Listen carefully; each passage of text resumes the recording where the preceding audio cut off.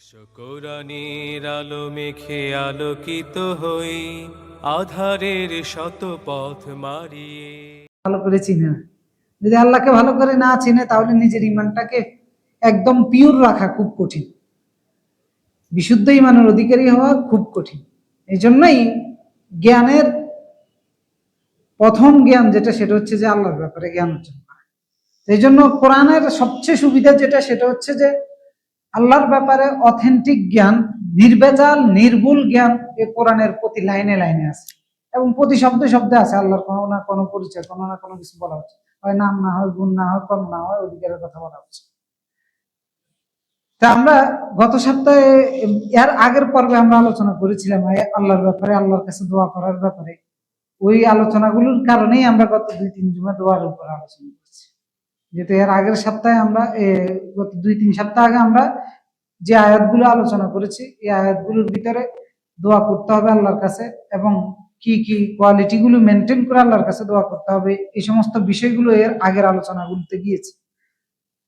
আজকের আলোচনায়ও আল্লাহ রাব্বুল আলামিন ধারাবাহিকভাবে বিভিন্ন নবীদের জাতিদের কাহিনী উল্লেখ করেছেন। নূহ আলাইহিস সালাম, হুদ আলাইহিস সালাম, সালেহ আলাইহিস সালাম, এরপরে শুআয়ব আলাইহিস সালাম, এভাবে সমস্ত নবীদের কাহিনীগুলো ধারাবাহিকভাবে সূরা আরাফের 60 নম্বর আয়াত থেকে নিয়ে এসেছেন। তো এর আগে 2টা আয়াত আলোচনা করেছেন, যে 2টা আয়াতের মাধ্যমে আল্লাহ তাআলা তার বান্দাদের প্রতি তার রহমত অনুগ্রহের কথা উল্লেখ করে দিয়েছেন এবং এই 2টা আয়াতের সাথে নবুয়তের একটা সম্পর্ক আছে পরোক্ষভাবে।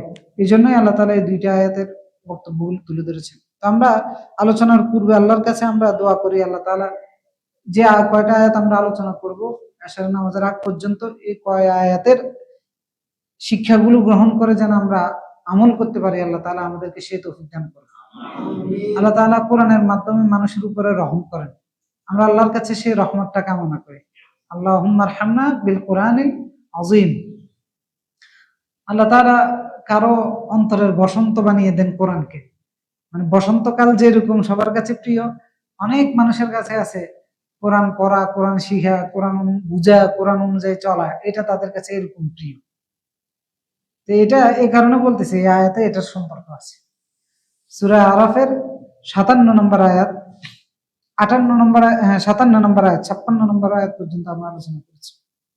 58 নম্বর আয়াতে আল্লাহ রাব্বুল আলামিন বলতেছেন যে আউযু বিল্লাহি মিনাশ শাইতানির রাজীম ওয়া হুয়াল্লাযী ইউরসিলুর রিয়াহা বুশরান বাইনা ইয়াদাই রাহমাতিহি حتى إذا أقلت سحابا ثقالا سقناه لبلد ميت فأنزلنا به الماء فأخرجنا به من كل الثمرات كذلك نخرج الموتى لعلكم تذكرون وهو الذي يرسل الرياح, তিনি হচ্ছেন ওই সত্তা যিনি তার রহমতের বার্তাবাহী হিসাবে, আগাম সুসংবাদদাতা হিসাবে বাতাস প্রেরণ করে থাকেন। তাহলে এখানে আল্লাহর পরিচয় আছে না, যে আল্লাহ কে? আল্লাহ হচ্ছেন তিনি যিনি তার রহমতের আগাম বার্তা হিসাবে, আগাম সুসংবাদ হিসাবে বায়ু প্রেরণ করেন। হাত্তা ইযা আকাল্লাত সাহাবান সিকালা, যখন সে বহন করে নিয়ে আসে ভারী মেঘমালাকে, মানে সে রহমতটা কি?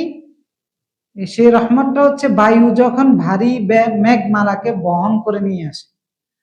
সুকনাহু লিবালাদিম মাইয়িত, এবং আমি এই মেঘমালাটাকে পরিচালনা করি, হাঁকিয়ে নিয়ে যাই লিবালাদিম মাইয়িত, মৃত ভূমির দিকে। ফাআনজালনা বিহিল মা, অতঃপর সেই মেঘমালা থেকে পানি বর্ষণ করি। ফাখরাজনা বিহি মিন কুল্লি সামারাত, ওই পানি দিয়ে সকল ফলমূলগুলো কে করে এগুলো? তাহলে এখানে আল্লাহর কি পরিচয় দেওয়া হচ্ছে? আল্লাহর কাজের পরিচয় দেওয়া হচ্ছে। আল্লাহ কি কাজ করে দেয়? কাযালিকা নুখরিজুল মাউতা লাআল্লাকুম তাযাক্কারুন, এইভাবে আমি মৃতদেরকে বের করে নিয়ে আসবো। লাআল্লাকুম তাযাক্কারুন, আশা করা যায় তোমরা শিক্ষা গ্রহণ করতেছো। তাহলে এখানে আল্লাহ তার কতগুলো কাজ বলছে, তার পরিচয় দিছে যে তিনি কে। প্রথম পরিচয় দিয়েছেন যে ইউরসিলুর রিয়াহ বুশরাম বাইনা ইয়াদাই রাহমাহ, এমন বায়ু তিনি প্রেরণ করেন যে বায়ুর মধ্যে তার রহমতের সুসংবাদ থাকে। এখন সেই বায়ুটা কখন? হাত্তা ইদা আকাল্লাত সাহাবা, যখন ভারী মেঘমেলাকে বহন করে নিয়ে আসে। দেখবেন মেঘ হওয়ার পূর্বে একটা ঠান্ডা শীতল বাতাস বয়ে যায়, মেঘ হওয়ার পূর্বে, আসার পূর্বে। আকাশে যখন বৃষ্টি এখনো হয় নাই, জমছে, তখনই দেখবেন যে ভারী একটা শীতল বাতাস বয়ে যায়। এখন এইটা হয়তো দালান কোঠার ভিতরে থাকার কারণে আপনারা সেরকম অনুভব করেন না। যারা সবসময় মাঠে ঘাটে কাজ করে, গ্রামে গঞ্জে থাকে, খোলা উঠানে কাজ করে, এই বায়ুটা তাদের জন্য অনেক জরুরি। এটা তাদের জন্য শুধু বাতাসের সুসংবাদ না, আগাম অনেক প্রিপারেশন নেওয়ার ক্ষেত্রে সহায়ক ভূমিকা রাখে। তাহলে এটাও আল্লাহর একটা অনুগ্রহ না? মানে দেখেন কত ছোট্ট জিনিস, কিন্তু আল্লাহ বলতে এটা তোমাদের প্রতি অনুগ্রহের জন্য আমি করি। চাইলে হঠাৎ করে বৃষ্টি দিতে পারতেন, হঠাৎ করে বৃষ্টি দিলে আগাম প্রস্তুতি নিয়ে নিজের সকল কিছু গুছিয়ে রাখা সম্ভব হতো না, হাজারো মানুষের হাজারো সম্পদ নষ্ট হয়ে যেত। এমন যে এটা গ্রামে গেলে দেখবেন মাঠ ভর্তি ধান রোদে দিয়ে রাখছে, হঠাৎ করে আকাশে মেঘ ধরেছে, এর আগে একটা বায়ু বাতাস বয়ে যায়, তখন সে সবকিছু গোছায় ফেলে। আমরা তো গ্রামে বড় হয়েছি, আমরা এগুলোই করছি, আমরা এভাবে বড় হয়েছি, আমরা এটা দেখে বড় হয়েছি এবং এভাবে চলে বড় হয়েছে, আবহাওয়ার সাথে এভাবে মিশে। আল্লাহ তাআলা বলতেছেন এই বায়ুটা হচ্ছে আমার রহমতের সুসংবাদ। তার মানে এখানে আল্লাহ তাআলা বৃষ্টিকে তার রহমতের সাথে তুলনা করেছেন। বৃষ্টি কি আল্লাহর রহমত নাকি গজব? বৃষ্টি আল্লাহর রহমত। বৃষ্টি না থাকলে আমাদের বেঁচে থাকা এই সম্ভব হতো না, সুতরাং এটা এক বাক্যে আল্লাহর রহমত। এখন বৃষ্টিটা কিভাবে হয়? হাত্তা ইদা আকাল্লাত সাহাবা, ভারী হয় যখন মেঘটা বাতাসে বহন করে নিয়ে আসে, আর এই মেঘটা যখন ভারী হয় তখন সেখান থেকে পানি বর্ষণ হয়। লিবালাদিম মাইয়িত, মৃত ভূমির দিকে আল্লাহ এটাকে চালিয়ে নিয়ে যায়। তাহলে বৃষ্টিকে পরিচালনা করে কে এবং হাঁকিয়ে নিয়ে যায় কে? আল্লাহ তাআলাই নিয়ে যায়। ফানজালনা বিহিল মা ফাখরাজনা বিহি, এরপরে এই ভারী বৃষ্টি থেকে মেঘটাকে জমিনে নামিয়ে নিয়ে আসে কে? পানিটাকে কে নামিয়ে নিয়ে আসে? আল্লাহ। ফাখরাজনা বিহি, পানিটা যখন ভূমিতে পড়ে, পড়ার পরে এই ভূমি থেকে মিন কুল্লি সামারাত, সকল ধরনের ফলমূল, আর অন্যান্য জায়গায় বলেছেন সবুজ গাছপালা লতা গুল্লু এবং সবুজ বনবনানি যা আছে এগুলো, আর বিভিন্ন জায়গায় বলেছেন এই বৃষ্টির পানি থেকে উৎপাদন কে করেন? আল্লাহ রাব্বুল আলামিন করেন। কাযালিকা নুখরিজুল মাউতা, এভাবে আমি মৃতদেরকে বের করে নিয়ে আসবো। তো বলে মৃতর সাথে এখানে বৃষ্টির ভূমির সাথে কিসের সম্পর্ক? কারণ কাফেররা মৃত্যুর পরবর্তী জীবনকে বিশ্বাস করতো না, তাদের কাছে সন্দেহ হতো যে মাটি হয়ে যাব, এরপরে মাটির মধ্যে মিশে ধুলিকণা হয়ে যাব, হাড়গুলো ধুলিকণা হয়ে যাবে, আবার কিভাবে আমাদেরকে পুনরায় জীবিত করবে? আল্লাহ তাআলা বললেন এই জমিন তো মরা, এখানের মধ্যে বৃষ্টির পানি বর্ষিত হয়, এরপরে এই জমিন থেকে সবুজ গাছ গাছালি, যেখানে গাছ হওয়া কল্পনাও করে নাই কেউ, বৃষ্টির পানি পড়ছে গাছ উঠে গেছে। আল্লাহ তাআলা বলতেন কাযালিকা নুখরিজুল মাউতা, এইভাবে মরা জমিন থেকে আমি তোমাদেরকে বের করে নিয়ে আসবো, মৃতদেরকে বের করে নিয়ে আসবো। এই জন্য কিয়ামতের মানুষ পুনরুত্থিত হওয়ার পূর্বে ভূমিতে, আব্দুল্লাহ ইবনে আব্বাস বলেছেন, টানা 40 দিন বৃষ্টি হবে, এরপরে মৃতরা জীবিত হয়ে উঠবে। তো এখানে একটা হচ্ছে আল্লাহর রহমতকে আমাদের আল্লাহ স্মরণ করিয়ে দিয়েছেন, আর একটা হচ্ছে যারা পরকালকে অস্বীকার করে, পুনরায় জীবিত হওয়া নিয়ে সন্দেহ করে, তাদের সন্দেহটাকে দূর করেছে যে কিভাবে। এরপরে মৃত জমিনকে জীবন্ত কে করেন? আল্লাহ তাআলা করেন। এরপরে মৃত জমিন থেকে ফলমূল গাছ গাছালি এগুলো বের করে নিয়ে আসেন আল্লাহ তাআলা। এই জন্যই তার বৃষ্টিটা রহমত, এই জন্য তার বৃষ্টিটা রহমত। এই জন্য যখন বৃষ্টি দেখা যেত, আয়েশা রাদিয়াল্লাহু তাআলা আনহা বলতেছেন যে রাসূলুল্লাহ সাল্লাল্লাহু আলাইহি সাল্লাম তখন আল্লাহর কাছে দোয়া করতেন, আল্লাহুম্মা সাইয়্যিবান নাফিআন, আল্লাহ আপনি আমাদেরকে উপকারী বৃষ্টি দান করুন। উপকারী বৃষ্টি, কারণ বৃষ্টি আবার উপকারও বয়ে নিয়ে আসে। ভারী বন্যা যখন হয়, যেমন চায়নাতে হচ্ছে, যেমন ইন্ডিয়াতে হয়েছে, বিভিন্ন জায়গায় হচ্ছে না, তো এই ভারী বৃষ্টির কারণে বন্যা হয়, মানুষের ঘর বাড়ি সব কিছু ধুয়ে নিয়ে চলে যায়। তো তখন আবার বৃষ্টি কিন্তু গজব হয়ে যায়। এই জন্য রাসূলুল্লাহ সাল্লাল্লাহু আলাইহি ওয়াসাল্লাম বৃষ্টি দেখলে আল্লাহর কাছে প্রার্থনা করতেন, আল্লাহুম্মা সাইয়্যিবান নাফিআন। আর বৃষ্টি হয়ে গেলে কি বলতেন?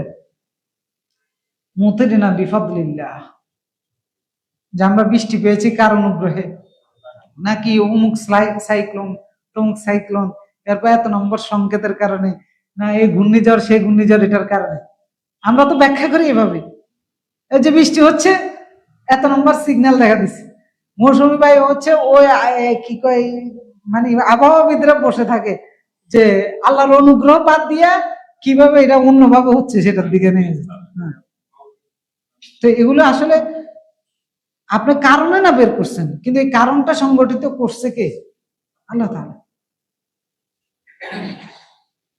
এই জন্য রাসূলুল্লাহ সাল্লাল্লাহু আলাইহি ওয়াসাল্লামের সাহাবী, তিনি সাহাবীর নাম ভুলে গিয়েছি, তিনি বলতেছিলেন যে হুদাইবিয়ার সময়, হুদাইবিয়াতে আমরা রাত্রে বৃষ্টি হয়েছে, ফজরের নামাজ আমরা রাসূলুল্লাহ সাল্লাল্লাহু আলাইহি ওয়াসাল্লামের সাথে আদায় করেছি। ফজরের সালাত আদায় করার পরে তিনি সালাম ফিরিয়ে আমাদের দিকে ফিরে বসছেন। বসে রাসূলুল্লাহ সাহাবীদেরকে বললেন যে হাল তাদরুনা মাযা ক্বালা রাব্বুকুম, তোমরা কি জানো তোমাদের রব কি বলেছেন? এরপরে সাহাবায়ে কেরাম বলে আল্লাহু ওয়া রাসূলুহু আ'লাম, আল্লাহ এবং তার রাসূল ভালো জানেন। তাদের বিনয়ের জবাব ভঙ্গিমাটাই ছিল এরকম, যে কোনো জিনিস জানলেও বলতেন না সম্মানার্থে, আল্লাহ এবং তার রাসূল ভালো জানেন। তখন রাসূলুল্লাহ সাল্লাল্লাহু আলাইহি ওয়াসাল্লাম বললেন যে আল্লাহ তাআলা বলতেছেন যে আজকে সকালে কিছু বান্দা আমার প্রতি ঈমানদার হয়ে দিন শুরু করেছে, আবার কিছু বান্দা আমার সাথে কুফরি করে দিন শুরু করেছে। সাহাবায়ে কেরাম জিজ্ঞেস করলেন যে কারা তারা, কিভাবে? তখন রাসূলুল্লাহ সাল্লাল্লাহু আলাইহি ওয়াসাল্লাম বললেন যে মান ক্বালা মুতিরনা বিফাদলিল্লাহি ওয়া বিরাহমাতিহি, যে ব্যক্তি এই কথা বলে দিন শুরু করেছে যে আমরা আল্লাহর অনুগ্রহে তার দয়ায় বৃষ্টি প্রাপ্ত হয়েছি, সে দিন শুরু করেছে আল্লাহর প্রতি ঈমানদার হয়ে। আর যে ব্যক্তি বলেছে মুতিরনা বিনা খিদা খিদা, মানে যে ব্যক্তি বলেছে যে আমরা দিন শুরু করেছি অমুক গ্রহের কারণে, অমুক নক্ষত্রের কারণে, কারণ আরবদের মধ্যে বিশ্বাস ছিল বৃষ্টি হয় এই সুখ তারা, ওই তারা, অমুক তারা, তমুক তারা, এটার কারণে এরকম সংজ্ঞায়িত করে। এরা আমার প্রতি কুফরি করে দিন শুরু করেছে। তো তাহলে সামান্য একটা বৃষ্টিও এখন প্যাটার্নটা চেঞ্জ হয়েছে, এখন গ্রহকে দেখায় না, এখন দেখায় সাইক্লোন, এখন দেখায় ঘূর্ণিঝড়, এখন দেখা যায় আইলা, এখন দেখা যায় সুরমা, আরো যা যা নাম দিছে আর কি, যে এটার কারণে বৃষ্টি হচ্ছে। বৃষ্টি আসলে কে বর্ষণ করে? তাহলে দেখেন মানে এই যে কর্মটা আল্লাহ নিয়ে গেছেন কোথায়? অন্যের কাছে। এই কারণে শিরিক হয়ে গেছে, এই কারণে কুফরি হয়ে গেছে। আমরা বলেছিলাম যে এই কারণে শুরুতে বলেছি যে আল্লাহর ব্যাপারে জ্ঞানটা রাখা। আপনার ছোট ছোট ক্ষুদ্র ক্ষুদ্র বিষয়গুলো প্রতিদিনের বিভিন্ন ভাবে বলে ফেলতেছেন, কিন্তু খেয়াল করতেছেন না যে কোন কথার মধ্যে কুফরি হয়ে যায়, কোনটার মধ্যে আপনার ঈমান থাকে, কোনটার মধ্যে ঈমান চলে যায়। কারণ হচ্ছে জ্ঞানের স্বল্পতা, আল্লাহকে না চিনার কারণে। আল্লাহর কাজ যখন অন্যের সাথে সম্পর্কিত করে দেওয়া হয় তখন এটা কি হয়? শিরক হয়। এটা কি হয়? শিরক হয়। এই যে এখন মৌসুমী বায়ু বইতেছে, এই যে বৈশাখী ঝড়, আরো কি কি হয় না, এই যে সমুদ্রের মধ্যে ঝড়ের সময় লঞ্চ গুলো, এই লঞ্চ গুলোর মধ্যে এই যে কয়েকদিন আগেও দেখলাম যে বরিশাল থেকে একটা, না চাঁদপুর থেকে একটা লঞ্চ আসতে গিয়ে ঝড়ের কবলে পরে পানি টানি ঢুকে মানুষ তো খুব মানে কান্না কাটি করে আল্লাহর কাছে দোয়া করতেছে যে আল্লাহ বাঁচে, কিনারায় আসছে কোন রকম না মরি না বাঁচি এই অবস্থায়। এখন বাঁচাইছে কে? কিন্তু এসে বলতেছে জাহাজে বসে বসে দোয়া করছে আল্লাহ বাঁচাই দাও, এবার যদি বেঁচে যায়। অনেকে মনে মনে শপথ করে ফেলছে আর কোনো গুনাহ করবো না, মানে যা যা করার দরকার আর কি একবারে পাক্কা মন। কিনারায় এসে বলতেছে যে জাহাজের মাস্টারটা সেরকম ছিল। তাহলে মন্তব্যটা তো স্বাভাবিকভাবে হয় কিনা আমাদের দ্বারা হয়, কিন্তু কাজটা ছিল আল্লাহ, ক্রেডিটটা দিয়ে দিয়েছেন কাকে? মাস্টারকে। কুফরি হয়েছে কিনা? শিরক হয়েছে। আল্লাহ তাআলা সূরা আনকাবুতের মধ্যে বলেছেন ফাইদা রাকিবু ফিল ফুলক দা'উল্লাহ মুখলিসিনা লাহুদ্দিন, যখন তারা জাহাজে আরোহণ করে তখন আল্লাহর কাছে একনিষ্ঠভাবে খালেস ভাবে দোয়া করে যে আল্লাহ উদ্ধার করে দাও। মানে জাহাজে ভ্রমণ করে যখন জাহাজ ঝড়ের কবলে পড়ে তখন আল্লাহর কাছে একনিষ্ঠ ভাবে দোয়া করে। ফালাম্মা নাজ্জাহুম মিনাল বারর, আল্লাহ মুক্তি দিয়ে যখন আল্লাহ স্থলভাগে পৌঁছে দেন, ফালাম্মা নাজ্জাহুম মিনাল বারর ইযা হুম ইউশরিকুন, পৌঁছার সাথে সাথে শিরিক করে। এই পৌঁছার সাথে সাথে শিরিক হচ্ছে। সুতরাং আল্লাহর কাজকে অন্যের সাথে সম্পর্কিত করা যাবে। বৃষ্টি বর্ষণ করা, বৃষ্টির মাধ্যমে গাছগাছালি উৎপাদন হচ্ছে, একটা গাছ বের হচ্ছে, একটা গাছ হচ্ছে, ফলমূল ধরতেছে, এগুলো কার অবদান? সব আল্লাহ তাআলার অবদান। ওয়াল্লাযী ইউরসিলু রিয়াহ বুশরান বাইনা ইয়াদাই রাহমাহ হাত্তা ইযা আকালাত সাহাবান থিকালান সুকনাহু লিবালাদিন মাইয়িত ফানজালনা বিহিল মা ফাখরাজনা বিহি মিন কুল্লি মারাদ। এই পানি দিয়ে যত ধরনের ফলমূল আছে সব জমিন থেকে কে বের করেন? আল্লাহ তাআলা বের করেন। তখন আরবে তো শুধু খেজুর গাছ ছিল, তো তাদের এই খেজুর গাছগুলো বড় করা, এগুলো জমিন থেকে বিচি লাগিয়ে দিলে বিচি ফাটিয়ে এরপরে গাছ হিসেবে বৃক্ষ হিসেবে বের করা কার দায়িত্ব ছিল? এগুলো ইন্নাল্লাহা ফালিকুল হাব্বি ওয়ান নাওয়া, একটা বিচি যখন মাটির মধ্যে রেখে দেয় ওই বিচিটাকে ফাটিয়ে দেয় কে? আল্লাহ তাআলা বলতেছেন আমি। ফালিকুল হাব্বি ওয়ান নাওয়া, যে কোনো দানা, যে কোনো বিচি জমিনের মধ্যে রেখে দাও তো, কিন্তু এটাকে ফাটায় কে? আল্লাহ। গাছ বের করে নিয়ে আসে। কাযালিকা নুখরিজুল মাউত। এখন আসো মূল বার্তাকে। মূল বার্তা হচ্ছে কাযালিকা নুখরিজুল মাউত, এইভাবে মৃতদেরকে বের করে নিয়ে আসবো। বলে নাই জীবিত করবো, বলছে বের করে নিয়ে আসবো। নুখরিজু, বের করে নিয়ে আসবো। কারণ মৃতরা আছে কোথায়? জমিনে। নুখরিজুল মাউত লাআল্লাকুম তাযাক্কারুন, আশা করা যায় তোমরা উপদেশ গ্রহণ করবা। বের করে নিয়ে আসা সম্ভব কিনা? এখনকার বিজ্ঞানই বলতেছে সম্ভব। বিজ্ঞান খালি উপাদান পাচ্ছে না, যে ওই মাটির মধ্যে মিশে তার কোনো না কোনো একটা কোষ মাটির মধ্যে আছে, ওই একটা কোষ পাইলে যদি ডিএনএ আগের থেকে, বিজ্ঞানের কাছে যে সাহায্য আছে সেটা হচ্ছে যে তাদের কাছে ডিএনএ আছে, যদি কারো ডিএনএ সে সংগ্রহ করে রেখে দেয় আগের থেকে, তো তাহলে ওই ব্যক্তির মনে করেন দাফন করেছে 100 বছর পরেও যদি ওই মাটির মধ্যে তার একটা কোষ নিয়ে আসা যায়, মাটির মধ্যে lakh crore million billion trillion কোষ থাকে, একটা কোষ যদি নিয়ে আসে, কোষের ভিতরে কি থাকে? আরো বেশি বেশি ডিএনএ থাকে। তো তাহলে ওই ডিএনএটা বের করে এনে এরপর ল্যাবে রাখলে বের হয়ে যাবে যে এটা কার ডিএনএ ছিল, সে কিরকম ছিল, তার কি কোয়ালিটি ছিল, সব বিস্তারিত বের হয়ে যাবে। সায়েন্স ব্যাকগ্রাউন্ডের ছাত্র আছে, হবে না? হবে।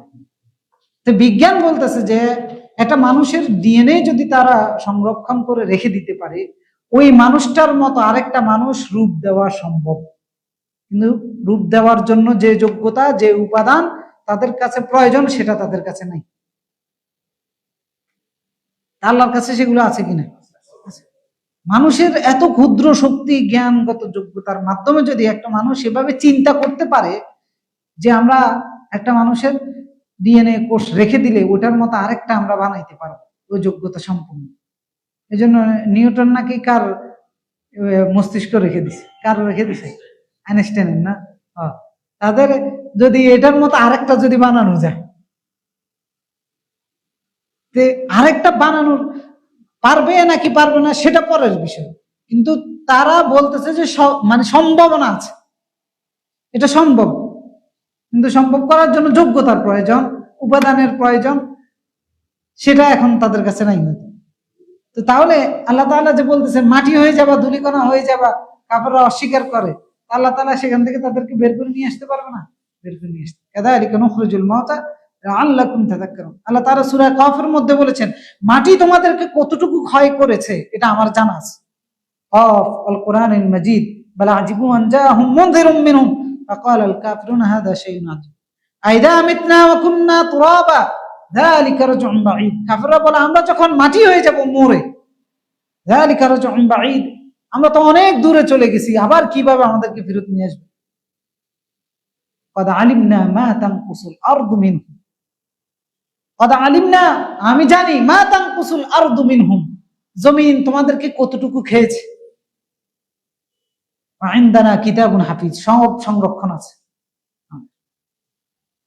সুতরাং আপনি যদি একজনের ডিএনএ সংরক্ষণ করে 1000 বছর পরে তার কোষটাকে নিয়ে এসে যদি তার অস্তিত্ব, তার সবকিছু বের করে ফেলতে পারেন আপনি, আল্লাহ তাআলা বলতেছে সব আমার কাছে আছে, আমি সব সংরক্ষণ করে রেখে দিচ্ছি, তা আল্লাহ পারবে না কেন? আর যিনি আপনার তো ডিএনএ অস্তিত্ব আছে, কোষের অস্তিত্ব আছে, যখন আপনার ডিএনএও ছিল না, কোষে ছিল না, উনি আপনাকে তখন বানাইছে। আওলা ইয়াযকুরুল ইনসান আন্না খালাকনাহু মিন ক্বাবল ওয়া লাম ইয়াকু শাইয়্যা, সূরা মারইয়ামের মধ্যে বলতেছেন যে মানুষ কি এটা একবারও চিন্তা করে দেখে না, ভেবে দেখে না, আমি তো তাকে তখন সৃষ্টি করেছি যখন সে কিছুই ছিল না। ওয়া লাম ইয়াকু শাইয়্যা, কিছুই ছিল না সে, তাহলে আবার তার বানাইতে আমার সমস্যা কোথায়? যিনি প্রথমবার সৃষ্টি করা সহজ, তার জন্য দ্বিতীয়বার সৃষ্টি করা কি আরো সহজ না আরো কঠিন? আরো সহজ। তো সুতরাং কাফেরদেরকে আল্লাহ তাআলা বলতেছেন কাযালিকা নুখরিজুল মাউত, এভাবে আমি মৃতদেরকে জীবিত করবো, এদেরকে এভাবে বের করে নিয়ে আসবো। তো সুতরাং বৃষ্টি আল্লাহর রহমত, এবং আল্লাহ তাআলার এই বৃষ্টির দিকে তাকিয়ে সাহিত্য লেখার জন্য আল্লাহ বলে নাই, রোমাঞ্চকর কবিতা লেখার জন্য আল্লাহ বলে নাই, বরং এটার দিকে তাকিয়ে শুকরিয়া আদায় করার জন্য, আল্লাহর রহমতকে স্মরণ করার জন্য আল্লাহ তাআলা বলেছেন। আল্লাহ তাআলা সূরা রুমের 50 নম্বর আয়াতে বলেছেন ফানজুরু ইলা আথারি রাহমাতিল্লাহ, লক্ষ্য করো আল্লাহর রহমতের দিকে, আল্লাহর অনুগ্রহের দিকে। কাইফা ইউহয়িল আরদ বা'দা মাউতিহা, যে জমিন মরে গিয়েছে ওই জমিনটাকে তিনি কিভাবে আবার জীবন্ত করেন। ইন্না যালিকা লামুহয়িল মাউতা, অবশ্যই তিনি মৃতদেরকে জীবিত করবেন। ওয়া হুয়া আলা কুল্লি শাইইন কাদির, আল্লাহ সবকিছু করতে সক্ষম, সকল কিছুর উপর আল্লাহর ক্ষমতা চলে। সুতরাং এখানে আরো একটা পরোক্ষ শিক্ষা আল্লাহ তাআলা সেখানে দিয়েছেন যে এই বৃষ্টির মাধ্যমে জমিনের উপকার হয় কিনা, নানান রকমের উপকার হয়। যে জমিন আকাশ থেকে বৃষ্টিটা পড়েছে, যে জমিন সেই বৃষ্টিটাকে ধরে রাখতে পারে ওই জমিনের উপকার হয়, আর যে জমিন ওই বৃষ্টিটাকে ধরে রাখতে পারে না, আকাশ থেকে রহমতও সেই জমিনের জন্য কোনো উপকার হয় না। আল্লাহ তাআলা তার রাসূলের মাধ্যমে মক্কার মুশরিকদেরকে বুঝাচ্ছেন, রাসূল এবং তার মাধ্যমে আসা জ্ঞান এবং হেদায়েত হচ্ছে এই বৃষ্টির, রহমতের বৃষ্টির মতো। অর্থাৎ রাসূল যে জ্ঞান নিয়ে এসেছেন, যে হেদায়েত নিয়ে এসেছেন, এটা যে ব্যক্তি ধারণ করবে, নিজে শিখবে এবং আমল করবে, আমল করাবে, সে ওই রকম উর্বর ভূমির মতো হবে। আর যে ধারণ করবে না, আমল করবে না, সে অনুর্বর ভূমি, যে ভূমিতে বৃষ্টি পড়লেও কোনো কাজ হয় না, ওই ভূমির মতো হবে। এটা পরের আয়াতে বলতেছেন যে ওয়াল বালাদুত তাইয়িবু ইয়াখরুজু নাবাতুহু বিইذনি রাব্বিহি ওয়াল্লাযী খাবুসা লা ইয়াখরুজু ইল্লা নাকিদা কাযালিকা নুসাররিফুল আয়াতি লিকাওমিন ইয়াশকুরুন। ওয়াল বালাদুত তাইয়িব ইয়াখরুজু নাবাতুহু, বালাদুত তাইয়িব, বালাদ মানে হচ্ছে দেশ, ভূমি, জমিন, তাইয়িব মানে হচ্ছে ভালো। ওয়াল বালাদুত তাইয়িব তাহলে কি হবে, মানে উর্বর ভূমি। ইয়াখরুজু নাবাতুহু বিইذনি রাব্বিহি, সে তার শস্য অথবা তার লতাগুল্লু এগুলো সে বের করে কার নির্দেশে? আল্লাহ নির্দেশে। মানে যে জমিকে আপনি হয়তো বললেন এই জমির উর্বরতা অনেক বেশি, এই কারণে এখানে ফসল হচ্ছে, আল্লাহ বলতেছেন যে সে উর্বর, ঠিক আছে, তাকে উর্বর কে করেছে এবং তাকে নির্দেশ কে দিয়েছে ফসল বের করার জন্য? কে দিছে? আল্লাহ নির্দেশ। তাহলে একটা জমিন যখন উর্বর হয় তখন এটা ভাবার উপায় নাই যে মানে এখানে জমিনের ক্রেডিট, এখানে ক্রেডিট হচ্ছে আল্লাহর নির্দেশনা। তাহলে আল্লাহর আরো কাজ আমরা পাচ্ছি এখানে। আল্লাহ তাআলা বলতেছেন যে উর্বর ভূমি যদি হয়ে থাকে, সেই উর্বর ভূমি তার রবের, তার প্রভুর নির্দেশেই সে তার লতাগুলো, শস্য অথবা ফল ফলাদির গাছগাছালি যা আছে এগুলো সে বের করে দেয়। ওয়াল্লাযী খাবুসা, আর যে ভূমি অনুর্বর, খবিশ মানে কোনো উৎপাদন হয় না, লা ইয়াখরুজু ইল্লা নাকিদা, সে কানা করিও বের করে না, মানে কিচ্ছু বের করে না। মরুভূমি, বৃষ্টি তো হয় প্রতি বছর একবার দুইবার, মাঝে মধ্যে তো হয়, কিন্তু কোনো কিছু উৎপাদন হয়? উৎপাদন না হওয়ার কারণে এটাকে বলা হচ্ছে খবিশ। তা খবিশ মানে এর মানে এই নয় যে নিকৃষ্ট, মানে হচ্ছে উৎপাদনের দিক থেকে অকার্যকর। লা ইয়াখরুজু ইল্লা নাকিদা, মানে বৃষ্টি হওয়ার পরেও সে কোনো উপকার দেখাইতে পারে না। কাযালিকা নুসাররিফুল আয়াত, আল্লাহ তাআলা বলতে এইভাবে বিস্তারিত ভাবে আমি আমার আয়াতগুলো বর্ণনা করে দিচ্ছি লিকাওমিন ইয়াশকুরুন, কৃতজ্ঞ সম্প্রদায়ের জন্য, অর্থাৎ যারা কৃতজ্ঞতা আদায় করবে তাদের জন্য। এতে এই আয়াতটা হচ্ছে আব্দুল্লাহ ইবনে আব্বাস বলেছেন যে এটা মুমিনের সাথে আর কাফেরের সাথে তুলনা করেছেন। এখানে উর্বর ভূমি বলতে কাকে বোঝানো হয়েছে? মুমিনকে। মানে বৃষ্টি পড়লে উর্বর ভূমি যেভাবে ফসল ছাড়ে, যেভাবে সে তার মানে আপন শক্তিতে জ্বলে উঠে না, রবি আপন শক্তিতে জ্বলে ওঠে না, এটা না, আবার তো সে তার যে শক্তিমত্তা আছে, তার যে ক্ষমতা আছে, একটু বৃষ্টি পাইলে সে ওটা দেখাই দেয়, তার যে যোগ্যতা আছে সেটা দেখাই দেয়। আর যদি অনুর্বর হয়ে থাকে, হাজারো বৃষ্টি হলেও সে দেখাইতে পারে না। তা আব্দুল্লাহ ইবনে আব্বাস বলতেছেন যে এটা মুমিনের সাথে আর কাফেরের সাথে তুলনা করা হয়েছে, যে ইমানদাররা রাসূলকে পেয়ে, রাসূলের শিক্ষা পেয়ে তারা উর্বর ভূমির মতো হয়েছে। মানে তাদের মধ্যে ইমানটা ছোট আলোর মতো ছিল, এরপর রাসূল একটু শিক্ষা দিয়েছেন, এটা আরো বড় হয়েছে, আরেকটু শিক্ষা দিয়েছে, আরো বড় হয়েছে, আরেকটু শিক্ষা দিয়েছে, গোটা দুনিয়ারে আলোকিত করে ফেলেছে। আর আবু জেহেলও তো ছিল, আবু লাহাব বা তারাও তো ছিল ইমানদারদের মতো, এরকম রক্ত মাংসে ভরা একই মানুষ, আত্মীয় স্বজন নিজের, কিন্তু ওই রহমতের বৃষ্টিটা তারা নিতে পারে নাই, ধারণ করতে পারে নাই, যার কারণে এরা খুব ইসে রয়ে গেছে, কানা করিও করে না ইসলামের জন্য। এই জন্য রাসূল সাল্লাল্লাহু আলাইহি সাল্লাম সহিহ বুখারীর মধ্যে তিনি তার প্রেরিত হওয়াকে, তার মাধ্যমে আসা জ্ঞানকে, হেদায়েতকে এই বৃষ্টির সাথে তুলনা করেছেন।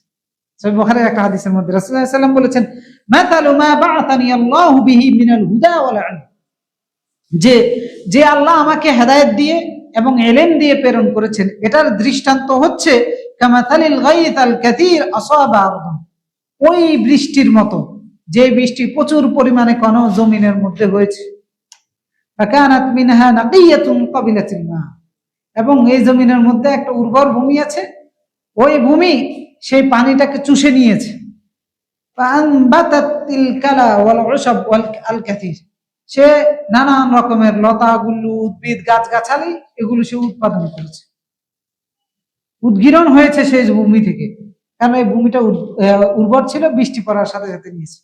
রাসূল এই দৃষ্টান্ত দিচ্ছেন তার মাধ্যমে আসা জ্ঞানকে এবং হেদায়েতকে, যে এটা হচ্ছে ওই রকম বৃষ্টির মতো যে ভূমির মধ্যে পড়েছে এবং ওই ভূমি তার বৃষ্টিটাকে গ্রহণ করে সে ফসল বের করে দিয়েছে। এরপরে বলতে ওয়াকানাত মিনহা আজাদিব আমসাকাতিল মা, এবং এই ভূমির মধ্যে এরকম কিছু শক্ত ভূমি আছে যে ভূমিটা বৃষ্টিটাকে ধারণ করে রেখে দিছে, বৃষ্টির পানিটাকে সে রেখে দিছে জমা করে, কোন ফসল সে উৎপাদন করতেছে না, কিন্তু পানিটাকে আটকায় রাখছে। এরপর বলতে ফানাফা আল্লাহু বিহা নাস, ওই পানির মাধ্যমে আল্লাহ মানুষকে উপকৃত করতেছেন। কিভাবে? ফাশারিবু ওয়াসাকু ওয়াজারাউ, সেখান থেকে মানুষ পানি পান করতেছে, সেখান থেকে মানুষ পানি পান করাচ্ছে, ভূমিকে পান করাচ্ছে, পশু পাখিকে পান করাচ্ছে, ওয়াজারাউ, এবং ওই পানি দিয়ে মানুষ চাষাবাদ করতেছে, ওয়াসাবা মিনহা তাইফাতুন উখরা ইনমা হিয়া কিহা, এবং এই ভূমির এবং এই বৃষ্টিটা আরেকটা ভূমির মধ্যেও পড়েছে, যে ভূমিটা হচ্ছে মসৃণ এবং অনুর্বর, লা তুমসিকু মান, যে ভূমি পানিটাকে ধারণ করে রাখতে পারে নাই, ধরে রাখতে পারে নাই, ওয়ালা তামবুত, এবং ওই ভূমি কোনো কিছু উৎপাদনও করে নাই। ফাযালিকা, এটার দৃষ্টান্ত হচ্ছে মাথালু মান ফাকিয়া ফি দীনিল্লাহ, যে আল্লাহর দ্বীনকে বুঝেছে, ওয়া নাফাআহু মা বা'আতানি আল্লাহু বিহি, আল্লাহ আমাকে যেটা নিয়ে প্রেরণ করেছেন এটা দ্বারা সে উপকৃত হয়েছে। আলিমা ওয়া আল্লামা, সে নিজে জেনেছে এবং অন্যকে জানিয়েছে, সে নিজে জ্ঞান অর্জন করেছে এবং অন্যকে জ্ঞান শিক্ষা দিয়েছে। ওয়া মাথালু মান লাম ইয়ারফা বিযালিকা রাসা, আর যে ব্যক্তি আমার মাধ্যমে আসা জ্ঞান, আমার মাধ্যমে আসা ইলমের দিকে মাথা তুলে তাকায়নি, তার দৃষ্টান্ত হচ্ছে লাম ইয়াকবাল হুদাল্লাহ আল্লাযী উরসিলতু বিহি, সে আল্লাহর হেদায়েতকে গ্রহণ করে নাই, যে হেদায়েত নিয়ে আল্লাহ তাআলা আমাকে প্রেরণ করেন, সে হচ্ছে ওই ভূমিটার মতো, মসৃণ ভূমি, যে বৃষ্টি হয়েছে, বৃষ্টির পানিকে ধরেও নাই, ছোঁয়ে নাই এবং তাকায়ও নাই ওই বৃষ্টির পানি। যারা মুমিন আর কাফেরের দৃষ্টান্ত, যারা মৃত জমিন, উর্বর ভূমি, অনুর্বর ভূমি, আল্লাহ তাআলা তুলনা দিয়ে বুঝাচ্ছেন যে একজন মুমিন হচ্ছে উর্বর ভূমির মতো, একজন মুমিন হচ্ছে উর্বর ভূমির মতো, সে আল্লাহর একটা আয়াত আমল করে, আরেকটা আয়াত আমল করে আরো বেশি উর্বর হয়, আরেকটা আয়াত পাইলে আরো বেশি উর্বর হয়। এভাবে আল্লাহর বিধানের মাধ্যমে একজন মুমিন তার ঈমানটাকে আরো বেশি তাজা করে, আরো বেশি শক্তিশালী করে, আরো বেশি মজবুত করে, যেমন সাহাবায়ে কেরাম করেছেন। আর কাফেররা আল্লাহর একটা আয়াত নাজিল হলে ওইটার বিরোধিতা করতো, আরেকটা আয়াত নাজিল হলে ওইটার বিরোধিতা করতো, আরেকটা আয়াত নাজিল হলে আরো বেশি বিরোধিতা করতো। এভাবে করতে করতে করতে তারা জাহান্নামের কীটে পরিণত হয়েছে। এখন তারা তারা তাদেরকে মনে করছে যে তারা বুদ্ধিমান। আসলে বুদ্ধিমান কারা? বুদ্ধিমান হচ্ছে ইমানদাররা। আবু জাহেলের নাম ছিল কি? আবুল হেকাম, মানে বুদ্ধির বাপ, বুঝছেন? এখন এমন বুদ্ধির বাপ, সে গেছে কোথায়? জাহান্নামে। তো ওই বুদ্ধির দরকার নেই। ইমানদার ওইরকম বোকাশোকা হয়ে দুনিয়ায় থাকা ভালো, যে বোকামির কারণে সে জান্নাত পেতে পারে। অনেকে জানা আমার জ্ঞানে ধরে না, তোমার জ্ঞানে ধরার দরকার নেই। তুমি আল্লাহ যেভাবে বলছে, রাসূল যেভাবে বলছে এভাবে মেনে নাও। বেশি জ্ঞানে ধরাইতে গেলে অনুর্বর ভূমির মতো হয়ে যাবে। তো সুতরাং এই দুইটা আয়াতে যেভাবে আমাদের বাহ্যিক নিয়ামতগুলো বুঝিয়েছেন, ঠিক ওইভাবে আমাদের ভিতরগত নিয়ামতগুলো বুঝিয়েছেন। ঈমান আমাদের নিয়ামত, এবং বাহ্যিকভাবে বৃষ্টি, ফসল, ফল ফলাদি, উর্বর ভূমি, এগুলো সবগুলো আল্লাহর দান, এবং এগুলোর দ্বারা যেভাবে আমরা উপকৃত হচ্ছি সেগুলো আল্লাহর দান। আল্লাহর এই দানগুলোর জন্য, অনুগ্রহগুলোর জন্য আল্লাহর কৃতজ্ঞতা আদায় করা। তো এগুলো রিসালাতের সাথে এবং আল্লাহর পক্ষ থেকে আসা জ্ঞানের সাথে উপমা দেওয়া বা তুলনা দেওয়ার কারণটা হচ্ছে, কারণ নবী এবং রাসূলগণ, যত নবী রাসূল আল্লাহ প্রেরণ করেছেন, সমস্ত নবী এবং রাসূলগণ আল্লাহর পক্ষ থেকে আসা রহমত বিতরণ করেছেন। কেউ সেটা গ্রহণ করেছে, আবার কেউ সেটা গ্রহণ করে নাই। শুধু মুহাম্মদ সাল্লাল্লাহু আলাইহি ওয়াসাল্লাম নয়, তার আগের পূর্বের ইব্রাহিম, দাউদ, নূহ, মুসা, ঈসা এবং অন্যান্য নবী যারা আছে, সবাই আল্লাহর রহমত, বৃষ্টি যেরকম রহমত, এরকম রহমত নিয়ে মানুষের কাছে গিয়েছেন। কিন্তু কিছু মানুষ সেই রহমতটাকে গ্রহণ করে ধন্য হয়েছে, আবার কিছু মানুষ ওই রহমতের দিকে মাথা তুলে তাকায়নি, এরা ব্যর্থ হয়েছে। এই জন্য আল্লাহ তাআলা উপমা হিসেবে এখানে নিয়ে এসেছেন, কারণ পরবর্তী আলোচনাগুলো আসতেছে, যেটা এই নবীদের কথাগুলো, কাহিনীগুলো, যে নবীরা দিন রাত পরিশ্রম করেছেন, মানুষকে বুঝিয়েছেন, উল্টা মানুষ নবীদেরকে অপবাদ দিয়েছে। এর মধ্যে সবার প্রথমে আছেন কে? নূহ আলাইহিস সালাম। সর্বপ্রথম এই জমিনের মধ্যে সর্বপ্রথম রাসূল। আদম আলাইহিস সালামকে কেউ রাসূল বলেছেন, আবার কেউ কেউ বলেছেন যে না, আদম আলাইহিস সালাম রাসূল ছিলেন না, তিনি নবী ছিলেন। রাসূল হচ্ছে যার কাছে রিসালাত আসে। এখন কেউ কেউ বলছেন যে আদমের কাছে রিসালাত আসে নাই, তিনি তো একাই ছিলেন, সুতরাং ওনাকে বলে দেওয়া হয়েছে, মানে ওনার কাছে পৌঁছানোর মতো কোনো দায়িত্ব ওনার কাছে ছিল না, নিজে আমল করেছেন। এই জন্য অনেকে বলছেন যে আদম রাসূল ছিলেন না, নবী ছিলেন। আর এই কারণে অনেকেই বলে থাকেন যে নূহ আলাইহিস সালাম হচ্ছেন প্রথম রাসূল ছিলেন, যাকে রিসালাতের দায়িত্ব দিয়ে আল্লাহ তাআলা প্রথম প্রেরণ করেছেন। এই পরবর্তী আলোচনা নূহ আলাইহিস সালামকে নিয়ে এসেছেন আল্লাহ তাআলা। 59 নম্বর আয়াতে এসে لقد أرسلنا نوحا إلى قومه فقال يا قوم اعبدوا الله ما لكم من إله غيره إني أخاف عليكم عذاب يوم عظيم لقد أرسلنا نوحا إلى قومه আমি নূহকে তার কওমের কাছে, স্বজাতির কাছে প্রেরণ করেছিলাম।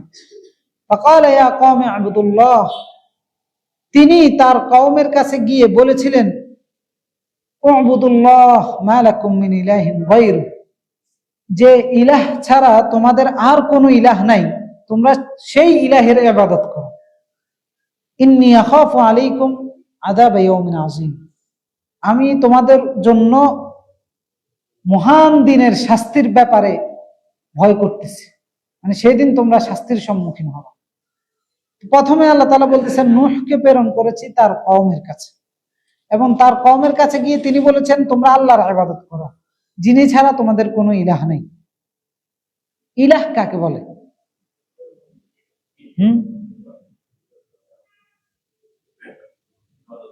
ইলার শাব্দিক অর্থ হচ্ছে উপাস্য, যত কিছু ইবাদতের যোগ্য, কুল্লু শাইইন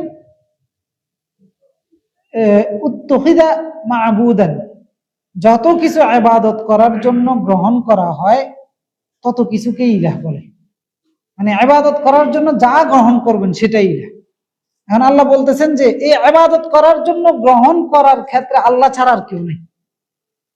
এখন মানুষ ইবাদত করার জন্য অন্য কিছুকে গ্রহণ করেছে কিনা, অনেক মানুষ গাছের ইবাদত করে, অনেক মানুষ মাছের ইবাদত করে, অনেক মানুষ সাপের করে, অনেক মানুষ পশু পাখির করে, অনেক মানুষ মানুষের করে, অনেক মানুষ বানানো মূর্তির করে, আবার অনেক মানুষ নিজের প্রবৃত্তির করে। নিজের প্রবৃত্তি যেভাবে বলে, যে যেমনে মন চায় নিজের ওইভাবে চলে। এর মানে হচ্ছে আপনি নিজের ইচ্ছা শক্তিকে ইলাহ বানিয়ে নিয়েছেন। আফারাইতা মান ইত্তাখাযা ইলাহাহু হাওয়া, আপনি কি লক্ষ্য করেছেন যে ব্যক্তি তার প্রবৃত্তিকে, তার ইচ্ছা শক্তিকে ইলাহ বানিয়ে নিয়েছে, মানে ইবাদতের যোগ্য উপাস্য বানিয়ে নিয়েছে। তাহলে ইলাহ কত কিছু হইতে পারে। আপনি নিজেও নিজের ইলাহ হতে পারেন। যখন আপনি আপনার ইচ্ছার দাস হয়ে যাবেন, তখন আপনি নিজেই নিজের ইলাহ। হয়তোবা গাছের করেন না, মাছের করেন না, মূর্তির করেন না, কিন্তু নিজের যেমনে মন চায় এমনি চলে। এরা কার দাস? প্রবৃত্তির দাস। এরা নিজের ইলাহের দাস। তো সুতরাং এই যে কত রকমের ইলাহ আছে, নূহ আলাইহিস সালাম এসে বলতেছেন যে সমস্ত ইলাহ বাদ দাও, ইলাহ তোমাদের একজন, তিনি হচ্ছেন কে? লা ইলাহা ইল্লাল্লাহ। আল্লাহ ছাড়া সত্যিকারের কোনো ইলাহ নেই।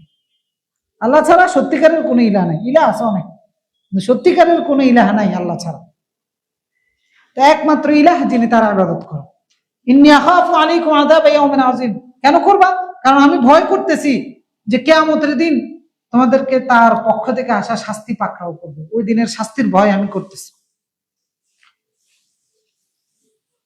নূহ আলাইহিস সালাম যে কওমের কাছে প্রেরণ হয়েছেন, আদম আলাইহিস সালামের পরবর্তীতে কেউ কোন যে কয়েকজন নবীর কথা উল্লেখ করেছেন যে তারা ছিলেন, আবার কেউ কেউ বলেছেন যে না, ছিল না। তো যাই হোক, ওইটা আমাদের জন্য জানা জরুরি নয় যে নূহ আলাইহিস সালামের আগে কে নবী ছিল, কে রাসূল ছিলেন। যদি জরুরি হতো বা এই জ্ঞানের মধ্যে যদি উপকারিতা থাকতো, না জানার মধ্যে যদি কোনো ক্ষতি থাকতো, তাহলে আল্লাহ সেটা আমাদেরকে জানাইতেন। নূহ আলাইহিস সালামের কওম, তিনি সর্বপ্রথম রাসূল ধরা হয়ে থাকে। আর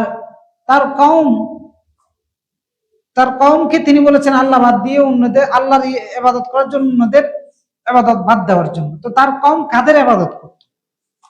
তার কওম ইবাদত করত 5 জন ব্যক্তি ছিল তার কওমের মধ্যে। ওয়াদ্দা একজনের নাম, যেটা সূরা নূহের মধ্যে আল্লাহ তাআলা উল্লেখ করেছেন। আরেকজনের নাম হচ্ছে সুয়া। ভাষা অন্য দেশের অন্য ভাষা হইতে পারে, যার কারণে নামগুলো কেমন কেমন মনে হচ্ছে। আপনি আফ্রিকান মানুষের নাম শুনিয়েন বিভিন্ন দেশে, চায়নার মানুষের চাংচুং পাংফুং এরকম নাম না? তো এগুলো কিরকম মনে হচ্ছে না? কারণ ভাষার ভিন্নতার কারণে। তো সুতরাং ওয়াদ্দা, সুয়া, ইয়াগুস, ইয়াউক, নাসরা, এরকম 5 জন ব্যক্তি ছিল। এই ব্যক্তিগুলো ছিল তাদের কাছে খুব সম্মানিত এবং তাদের অনেক ভালো ব্যক্তি ছিল এবং অনুসরণীয়, অনুকরণীয়, গণ্যমান্য ব্যক্তি ছিল। তাদের কওমের কাছে অনেক নামি দামি ব্যক্তিত্ব ছিল। আমাদের বাঙালি জাতির মধ্যে নামি দামি ব্যক্তি আছে কিনা? কে?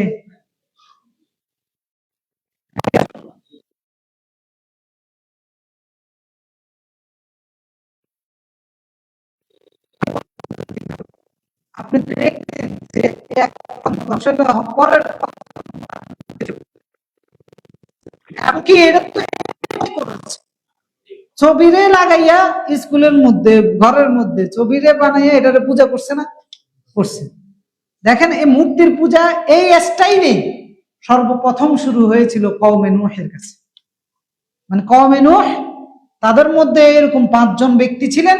মনে করেন তখনকার শেখ মুজিব, অথবা ধরেন শাহজালাল, শাহপরান হইতে পারে, যে হোক। এখন তো মানে ধর্মীয় দৃষ্টিকোণ থেকে সেরা ব্যক্তি অথবা রাজনৈতিক দৃষ্টিকোণ থেকে সেরা ব্যক্তি, যে দৃষ্টিকোণ থেকে সেরা ব্যক্তি হোক, কিন্তু এরা ছিল সেরা। যার কারণে তার কওম এক প্রজন্ম, আব্দুল ইবনে আব্বাস বলতেছেন যে এক প্রজন্ম যখন মরে গেছে, মরে যাওয়ার পরে এক প্রজন্ম প্রতিনিয়ত তাদের কবরে যেত, শ্রদ্ধা জানাইত। মানে এখন হয়তো ফুল নিয়ে যায় আর কি, এখন হয়তো 1 মিনিট নীরবতা পালন করে।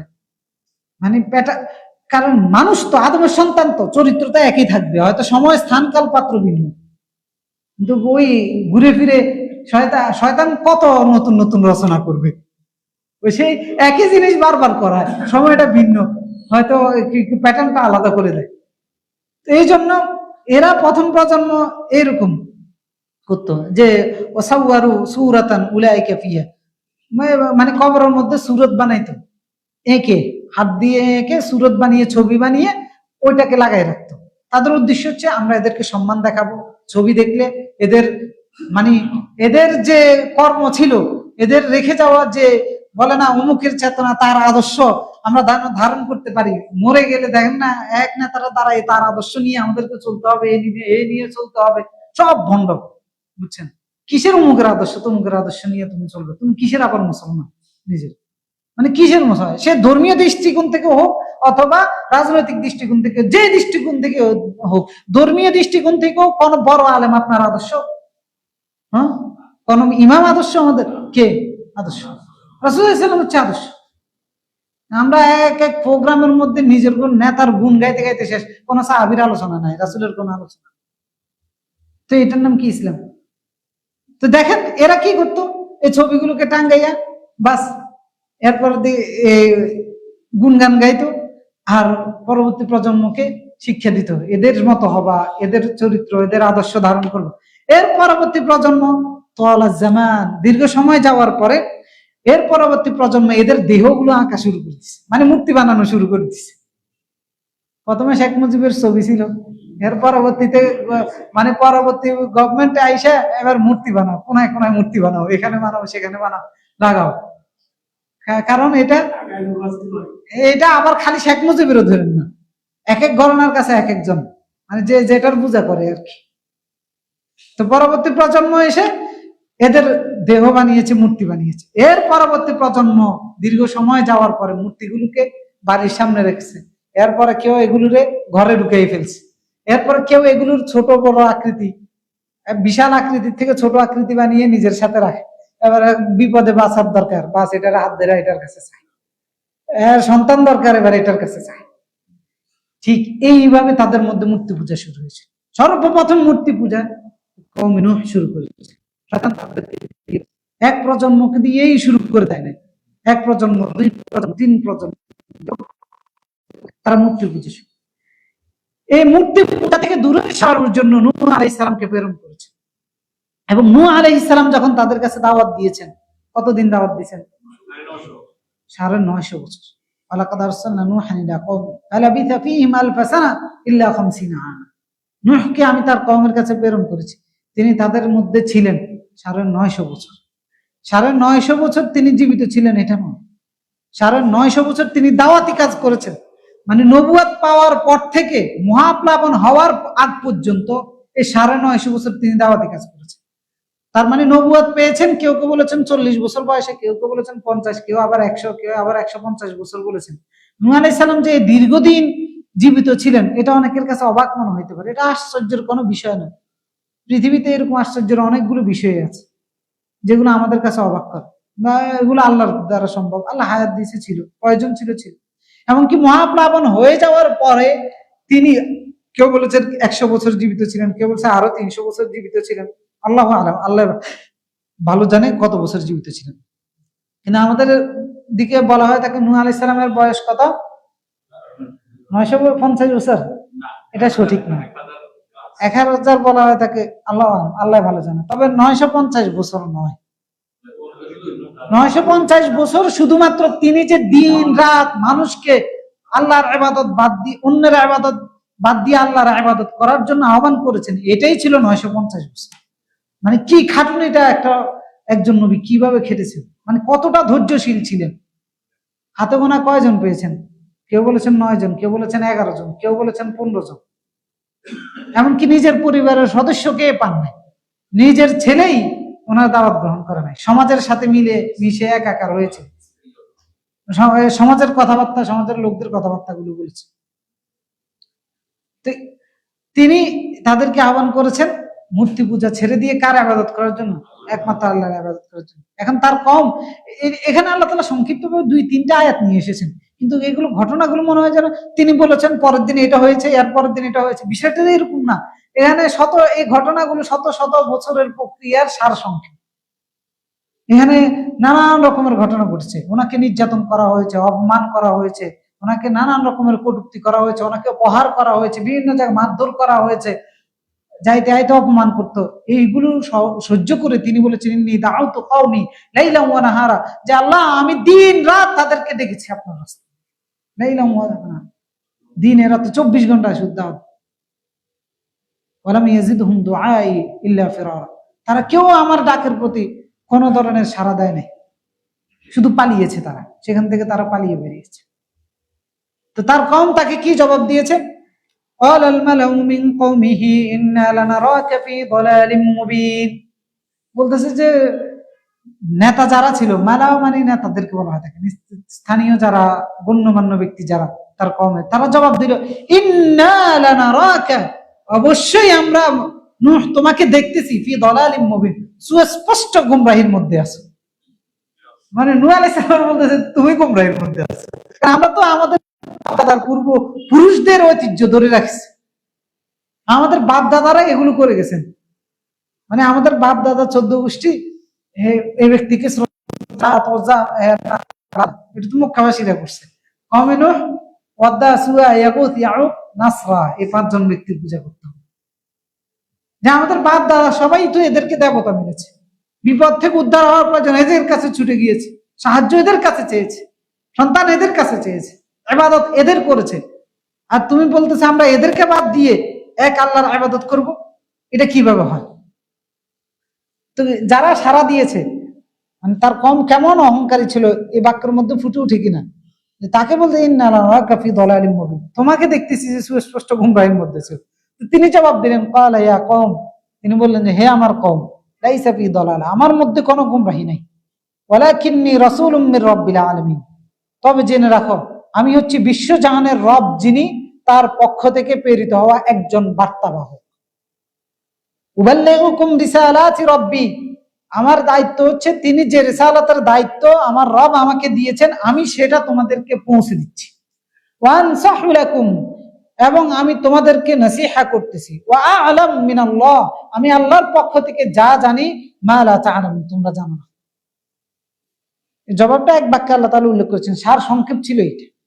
কিন্তু এগুলো নানান তর্ক বিতর্ক তাদের সাথে হয়েছে, বিভিন্ন জায়গায় এগুলো এসেছে সংক্ষিপ্ত পরিসরে, সূরা শুআরার মধ্যে এসেছে, আর অন্যান্য অনেকগুলো সূরা, নূহের মধ্যে আরো কিছু এসেছে, এভাবে আরো অনেকগুলো সূরার মধ্যে এসেছে। যেমন তার কম তাকে অপমান করে কথা বলতো, তার কম তাকে সূরা সম্ভবত সূরা শুআরার মধ্যে আছে আনুমিনু লাকা, আমরা তোমার প্রতি ঈমান আনবো, ওয়াত্তাবাআকাল আরযালুন, এই সমাজের সবচেয়ে নিম্ন বর্ণের যারা, একবারে নিম্ন শ্রেণীর যারা, তারা হচ্ছে তোমার ফলোয়ার। এখন মানে আমরা বলবো না, বা আপনি দেখেন, আপনি মানুষটা হয়তো ক্ষুদ্র হইতে পারেন, ছোট হইতে পারেন, কোন একজন বড় ব্যক্তিকে ভালো একটা কথা বলে দেখিয়ে, তখন সে যদি এটার বিপরীত আমল করে, যে মানে ওকে আমার বলার, এভাবে বলে কিনা ওকে, মনে করেন আমি আমার জায়গা থেকে যদি কোন একজন ব্যক্তি মনে করেন ব্যাঠিক একটা আমল করে, তাকে যদি শুধরাই দিই, সে যদি আরো বড় হুজুরের ফলোয়ার হয়ে থাকে, তখন সে আমারে বলবে যে সে কে, আমি তো অমুকের কথা শুনি, সে কে। এইভাবে ঠাট্টা করে বিদ্রুপ করে আল্লাহর দিনকে অবহেলা করা, আল্লাহর দিনকে অস্বীকার করা, এটা কিসের পরিচয়? অহংকারের পরিচয়, অহংকারের পরিচয়। কওমেনও এরকম অহংকার দেখিয়েছে। আনুমিনু লাকা ওয়াত্তাবাআকাল আরযালুন, যে তোমার প্রতি আমরা ঈমান আনবো, অথচ তোমার ফ্যান ফলোয়ার হচ্ছে একবারে এই সমাজের সবচেয়ে কম দামি লোক যারা, তারা।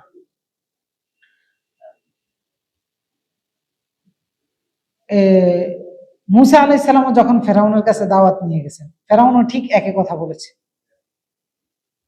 যে আমরা বুঝি তোমাদের দুইজন, হারুন এবং মূসাকে বলছে, আমরা বুঝি তোমাদের দুইজনের কথা মেনে নিব, অথচ তোমাদের বাপ দাদা 14 গোষ্ঠী আমাদের কর্মচারী ছিল, মানে আমাদের কাজ করত তারা। মানে সত্যকে প্রত্যাখ্যান করেছে অহংকার বশ। এই জন্য রাসূল সাল্লাল্লাহু আলাইহি সাল্লামকে জিজ্ঞাসা করা হয়েছিল যে অহংকারটা কি, তখন রাসূল সাল্লাল্লাহু আলাইহি সাল্লাম বলেছেন যে বাতারুল হক, সত্যকে প্রত্যাখ্যান করা, ওয়া গামতুন নাস, এবং মানুষকে খাটো করে দেখা, মানুষকে খাটো করে দেখা, সত্যকে প্রত্যাখ্যান করা।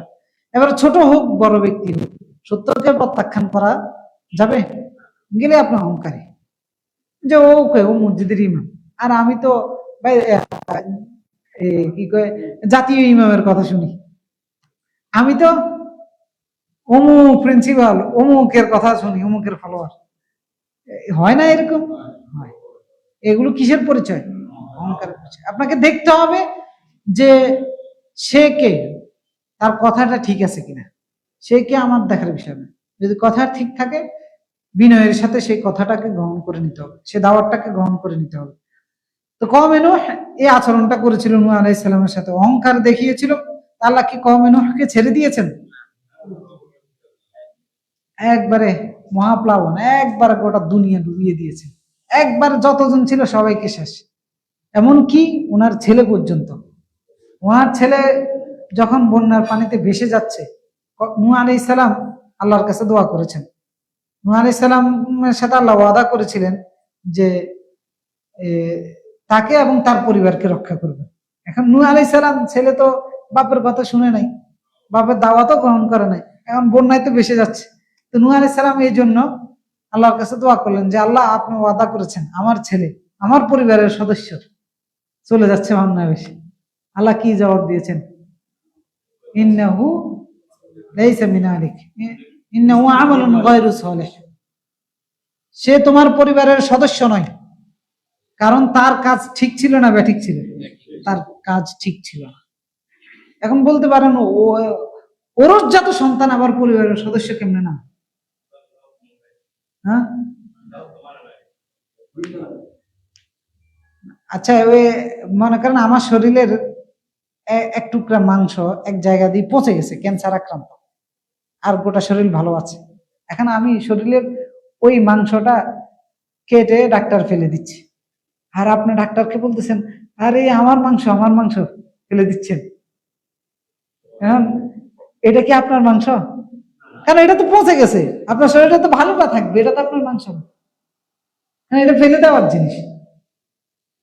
যদি আপনার শরীরের সাথে কানেকশন আছে, আপনার ভালো মাংসটার সাথে এটা থাকার যোগ্যতা নাই। তো সুতরাং নূহ আলাইহিস সালামের ছেলেকে তার পরিবারের সদস্য নয়, এটা বলার কারণ হচ্ছে ইমানের সাথে সম্পর্কিত করে। কারণ রক্ষা করা হবে পরিবারকে ইমানের কারণে, যাদেরকে রক্ষা করেছেন আল্লাহ তাআলা ইমানের কারণে। আর তার ছেলেকে তার পরিবারের সদস্য নয় অস্বীকার করার কারণ হচ্ছে ওরজ্জাত হওয়ার হলো। এরপরে নূহ আলাইহিস সালাম তার কওমের প্রতি বলতেছেন যে 63 নম্বর আয়াতে এসেছে, আওয়াজিবতুম জাকুম যিকরুম মির রাব্বিকুম আলা রাজুলিম মিনকুম লিয়ুনদিরাকুম ওয়া লিতাত্তাকু ওয়া লাআল্লাকুম তুরহামুন।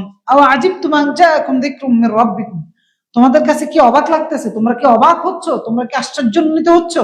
জান জাকুম যিকরুম মির রাব্বিকুম আলা রাজুলিম মিনকুম, তোমাদের মধ্য থেকে একজন ব্যক্তির উপর তোমাদের রবের পক্ষ থেকে উপদেশ আসছে, এটা দেখে কি তোমরা অবাক হচ্ছ? মানে তোমাদের বংশের লোক, তোমাদের মধ্য থেকে একজন লোক, তার মাধ্যমে আল্লাহ তার রিসালাত দায়িত্ব দিয়ে তার মাধ্যমে আল্লাহ তাআলা উপদেশগুলো দিচ্ছেন, এটা কি তোমাদের কাছে আশ্চর্যান্বিত লাগতেছে? দেখুন, এবং ওই ব্যক্তি তোমাদেরকে সতর্ক করতেছে বলে তাত্তাকু, যাতে করে তোমরা রক্ষা পেতে পারো, বেঁচে থাকতে পারো, এবং আশা করা যায় তোমরা রহম প্রাপ্ত হবে।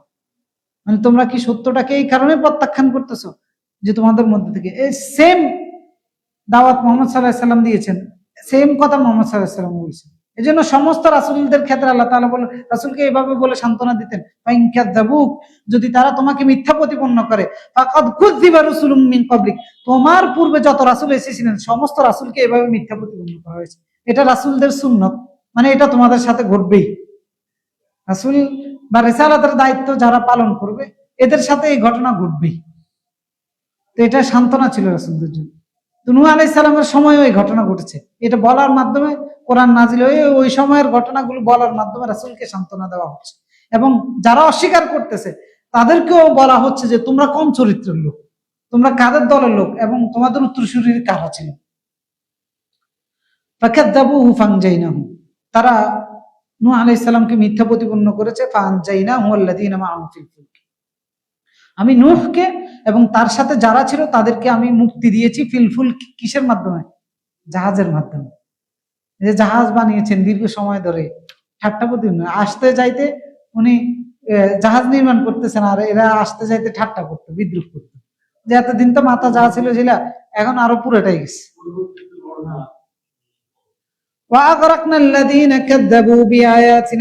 যারা আল্লাহ বলতেছেন যারা আমার আয়াতকে অস্বীকার করেছে এদের সবাইকে ডুবিয়ে মেরেছে। ইন্নাহুম কানু কওমান আমিন, এরা অন্ধ ছিল, মানে সত্য গ্রহণ করার ক্ষেত্রে এরা অন্ধ ছিল। মানে কিছু আছে না অন্ধ ফলোয়ার, আর কিছু আছে না অন্ধ বিরোধী, এরা ছিল নূহ আলাইহিস সালামের অন্ধ বিরোধিতাকারী, মানে অন্ধভাবে কোনো বাজ বিবেচনা না করে নূহ আলাইহিস সালামের বিরোধিতা করতো।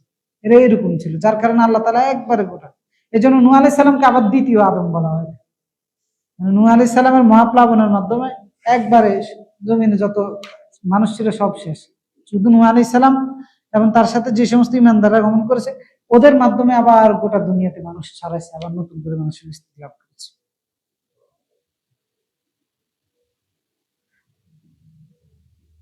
তো আল্লাহ তাআলা এইভাবে নবীদের দাওয়াত বা তাদের রিসালাতের দাওয়াত অস্বীকারী সবাইকে আল্লাহ তাআলা এইভাবে ধ্বংস করেছেন। এর পরবর্তীতে অন্যান্যদের কথা উল্লেখ করেছেন, আদ জাতির কথা উল্লেখ করেছেন, সামুদ জাতির কথা উল্লেখ করেছেন, কওমে শুআয়বের কথা উল্লেখ করেছেন। আমাদের তো সময় শেষ, ইনশাআল্লাহ আমরা আগামী সপ্তাহে এগুলো নিয়ে আলোচনা করব। কারণ আল্লাহ রাব্বুল আলামিন বলেছে ইন্না লানানসুরু রুসুলানা, নিশ্চয় আমি আমার রাসূলগণদেরকে আমি সাহায্য করি। যত রাসূল ছিলেন সবাইকে আল্লাহ তাআলা সাহায্য করেছেন। তো শুধু কি রাসূলদেরকে করেন? ওয়াল্লাযীনা আমানু ফিল হায়াতিদ দুনিয়া, এবং যারা ঈমান আনে দুনিয়ার জীবনে তাদেরকেও আমি সাহায্য করি। ওয়া ইয়াউমা ইয়াকুমুল আশহাদ, শুধু দুনিয়াতে করবেন? ওয়া ইয়াউমা ইয়াকুমুল আশহাদ, যেদিন সাক্ষীরা উপস্থিত হবে, অর্থাৎ কিয়ামতের দিনও আল্লাহ তাআলা তাদেরকে সাহায্য করবেন। ইয়াউমা লা ইয়ানফাউয যালিমিনা মা'যিরাতুহুম, যেই দিন কোন জালেমের ওজর গ্রহণযোগ্য হবে না, কোনো কাজে আসবে না। ওয়ালা হুমুল লা'নাতু, এবং জালেমদের উপর আল্লাহর লানত। ওয়ালা হুম সুউদ্দার, এবং জালেমদের জন্য রয়েছে নিকৃষ্ট ভূমি। তো সুতরাং ঈমান নিয়ে যদি থাকতে পারি আল্লাহর সাহায্য আমাদের কাছে আসবে। মানুষ নানান রকমের পাপ করবে, আমাদের দায়িত্ব হচ্ছে মানুষকে সেই পাপ থেকে বিরত থাকার জন্য আল্লাহর আদেশ নিষেধটা পৌঁছে দেওয়া। এরপরে যদি সে না করে সে ধ্বংস হবে। আর আমার দায়িত্ব হচ্ছে যে আমি নিজে সঠিক পথে থাকা, আর যতটুকু আমার গণ্ডির মধ্যে আছে ততটুকু কাছে পৌঁছে দেওয়া সঠিকটা।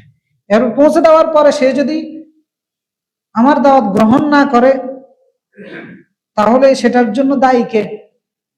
সে নিজেই দায়ী থাকবে। আল্লাহর গজব আসলে সে ধ্বংস হবে। আল্লাহ আমাকে ইনশাআল্লাহ হেফাজত করবেন যেভাবে তার রাসূলদেরকে সাহায্য করেছেন। আবার যদি আল্লাহ রাব্বুল আলামিন ওই গজবের কারণে, ওই আযাবের কারণে যদি সবার সাথে আমাকেও ধ্বংস করে দেয়, এর মানে এই নয় যে তাদের সাথে আমার হাসর নসর হবে। আমার হাসর নসর হবে আমার ঈমানের ভিত্তিতে, তাদের হাসর নসর হবে তাদের ঈমানের ভিত্তিতে। কিন্তু দুনিয়াতে হয়তো আল্লাহর ফয়সালা। এজন্য জমিনের মধ্যে যখন পাপী লোকের সংখ্যা বেড়ে যায়, জমিন অতিষ্ঠ হয়ে যায়, আসমান অতিষ্ঠ হয়ে যায়, তারা চায় যে এদেরকে ধ্বংস করে দিতে। শুধুমাত্র যে নেককাররা থাকে ওই নেককারদের কারণে এদেরকে ধ্বংস করা হয় না। নেককারদের উসিলায় কিন্তু আল্লাহ যে কোনো পাপীরও রক্ষা পেয়ে যায়।